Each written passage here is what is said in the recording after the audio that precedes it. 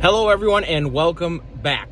I have been gone for about like 6 days in Mackinac Island. A couple days before that, getting the boat up, getting ready. We had an incident. There's our incident.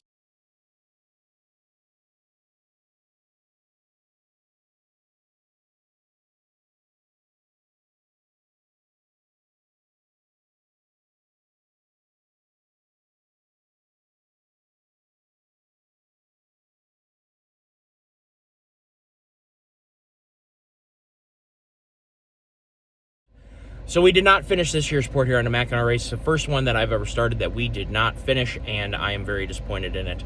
We had a human error entirely contribute to a massive mistake. And as you can see, a very debilitating mistake. So I'm back home now. I had already gotten a hotel at Mackinac Island for the race, and we had stayed I planned on staying a couple extra days. I was hoping my dad was going to stay out. And as it turned out, no one actually came besides us, my fiance and my daughter. So we made an excellent little Mackinac stay out of it, had a great time, saw most of the sights that you'd ever want to see. I drove my first horse carriage. That was really cool. We rented a horse carriage and I drove one myself, which was really fun. So we're back and we are ready to get back into all the things that make the world go round, right? Lawns, hedges, work, YouTube. So we're back, and I'm sorry for the delay. I did try my best to comment. Because of our little incident, we had several days of cleanup afterwards and getting the boat out of the water, back on the trailer, baggage back up. Then we drove straight up, and I was really trying to have a family vacation with just my family. I had pre-booked a whole bunch of YouTube videos to schedule, or they were scheduled to launch on their own, so I didn't have to micromanage my YouTube channel. I did try and comment when I saw comments come through when I had some time to take a break. We walked like 24 miles in the 5 days doing Mackinac stuff. Any of you guys ever been to Mackinac? It's impossible to go there and not walk. It is an amazing place, a very special place for us Michiganders, and I highly recommend that all of you, even if you're not Michiganders, go and check out Mackinac Island. It's a very special place, and enjoy it for all that it is. Go there with walking shoes because you're going to walk. And like I said, I wanted to focus on my family. We don't get those kind of extended vacations very often. We have 4 dogs and we have, a 5-year-old and stuff. We got stuff going on. Rarely do we get to have that kind of a reprieve from our normal lives. And I wanted to make sure I focused on them. So I'm sorry if I was too inattentive for you guys. I did try and comment when I could. Like I said, many of you guys got comments back from me. I'm going to try to make sure that I go back and make sure I didn't miss any comments. I do try and answer every single comment that comes through. The way the YouTube notification thing works, sometimes if I miss something and it gets too backdated, I no longer get a notification about it. So then I try and go back through when I check on videos. I check and make sure that there's no unreplied comments from you guys. So a little bit of update from me, and we're going to take an opportunity. I just posted a YouTube yesterday video on the 360 camera on my truck, and you guys challenged me to talk a little bit more about it. I didn't realize that there were so many questions about it. I just wanted to make a quickie about how useful it is for me. I didn't know some of the answers to your questions because I hadn't utilized it in that way. So we're going to explore the 360-degree camera right now. As I mentioned, this was an option that I ordered on my 2019 F350, my 6.7, and it got bumped from me, so I didn't get it for my 6.7, and I kind of got used to not having it. You have a backup camera, that kind of thing, but it is really useful. This truck happened to have it already on it, so I got to experience it, and once I found the bed view, that's all I really used from it. So let's talk about how the 360 camera works. And you guys challenged me to make a better video, and that's what we're doing. I always learn from you guys on being more thorough, or if I miss something, I definitely try and revisit it without covering things too many times. We're going to try and cover the things that I missed, so let's talk about it. Alrighty guys, in park we have different views than we do when we're in drive. So we have the 360, so we got forward looking, and then an overhead view, which is really handy for parking. I don't use it that much because I park in the boonies. I don't mind walking. It's good for me. I need to walk more, so I park in the boonies no matter what I do. But this is really cool. As you can see, we can see on this dirt road how close we can get, and if we wanted to move, and I'm turning to the right now and paralleling the grass, and as you can see, I'm paralleling the grass just as the overhead view shows. It's really cool. This is the front view camera. It is not available when you're driving. That was one of the questions that got asked. I think that's kind of unfortunate. I think that what could possibly be the problem with having the front view camera on. So Ford, I think you should just enable these all the time. So we're in drive. What's interesting is we're in drive, but I think it's more that we're to a stop. So let's see when it kicks out, because I've got a feeling it's going to kick out once we get to a certain speed. Yep, it just went out. So 5 mile an hour, it just kicked out. So let's go back so we can use it. So interestingly, I just learned something. It's about being stopped, not that you're in park.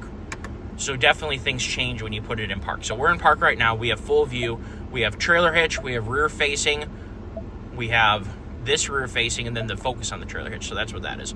Rear facing, I use this, of course, when your backup camera for backing up to a trailer. It is so great. Here's the bed view, like that. And then here's a paneled view, which is very interesting. Now, I think their intention is that you can use this when you're off-roading. What I wonder is, we're going to go ahead and put it in low, because low generally indicates to them we're in neutral. We're in low. We're going to be in low in a second. So we're definitely in low, and this truck has got some real schnell when it's in low. So, look at that.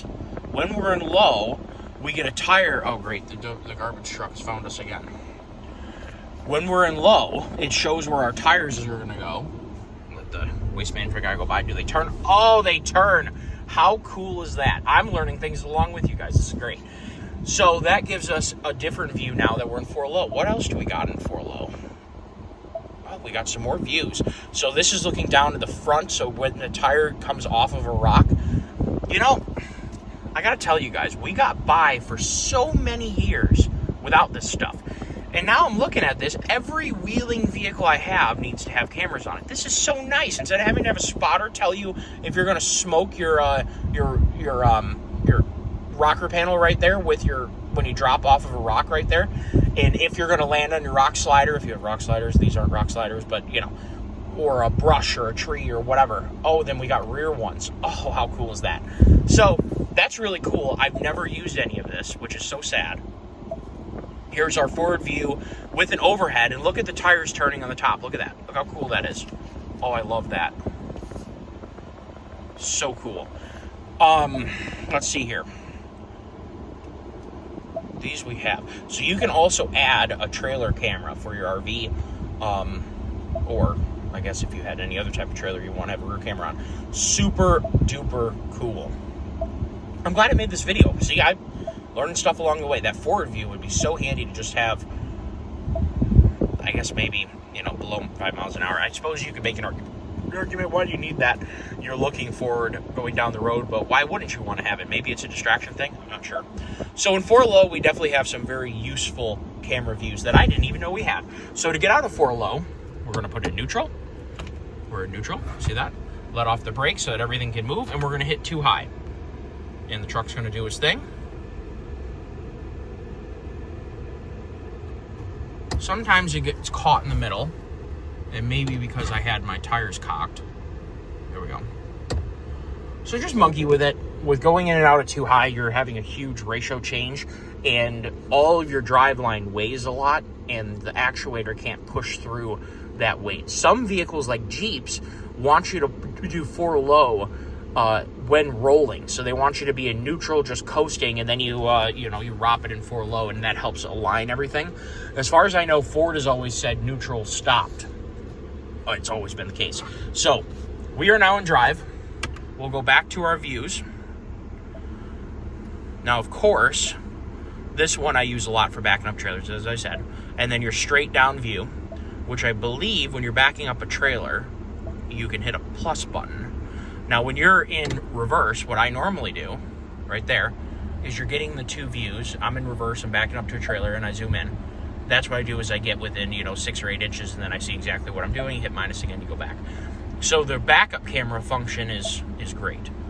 So we're in reverse right now, so it's limited some of our functions, but we got a rear view, we still got a bed view, and we got a rear panel view, and we got our hitch view. So if we go into drive, and of course it kicks out every time, and just so everyone knows, this button right here that has a camera on it, it's your camera button. So we're in drive, and we're going to accelerate, and I'm sure we're going to see some of our options go away. See, it's got like different modes. I will say, just make it one mode and just have them all available all at once. I can't see a real downside. It's not like someone's going to be a sneaky Pete and do anything they shouldn't be doing when they're driving. That's that big a deal. I mean, people could be looking at their phone and being just as distracted, and you're not stopping from doing that. Anyway, so we have bed view, and that can be on at any speed because I use that all the time. We have hitch view, so if you want to check and make sure your safety chains are hooked up, your 7-way plug didn't pop out, that's a handy feature. We have a rear view to check on the cargo of the trailer, or side view to check for clearances and whatever. That's great. So that's actually 2 side views. Do we have a true rear view? Yeah, we got it right here. Yeah. So now we can check on the condition of the trailer, if the cargo looks to be shifted at all. Now, of course, you could be using your mirrors, and you should absolutely make it a thing when you're towing a trailer to not be afraid to pull off the road and check your straps, your chains, whatever you're using. Check your hubs, check your tire temperature. It shouldn't be a big deal to you to get out, stretch your legs, check on your load, because you just don't need to have a problem arise. Generally, you can see or check if you carry a junk water bottle with a hole in the top with some water in it. Squirt that on your brakes and see if one is hotter than the next, and that'll give you an idea if you're dragging brakes or if you don't have a working brake.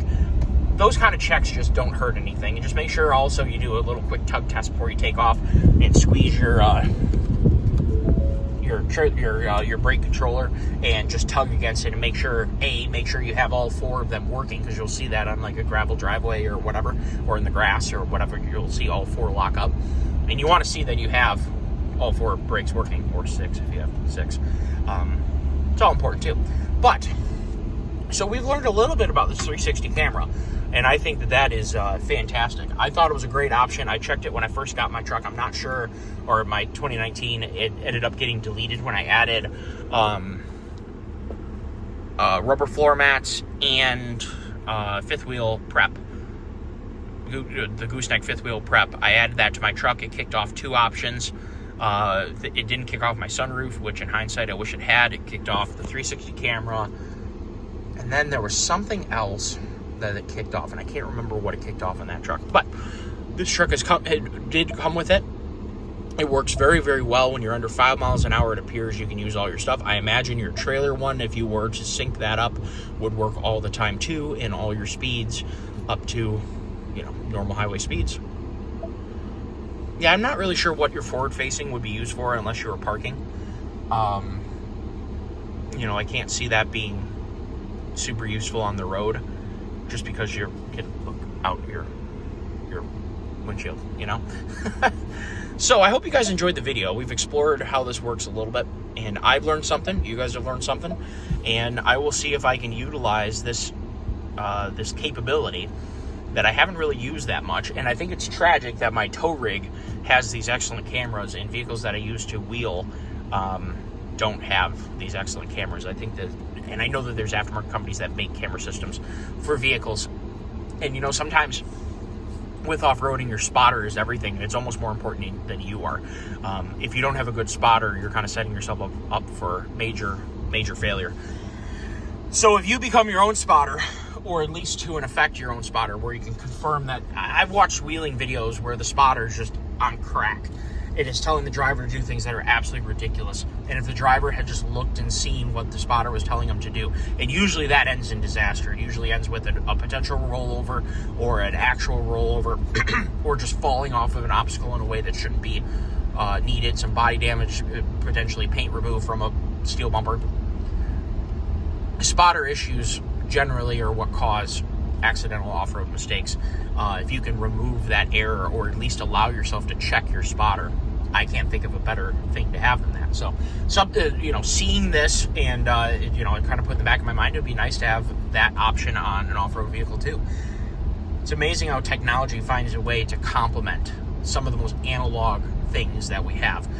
Take sailing, for instance. Sailing is one of the most analog things you could possibly have, except for technology has eked its way into all points of sailing, from navigation to wind measurement, wind angle measurement, and also calculations that help you decide if you're doing well. We call them polars.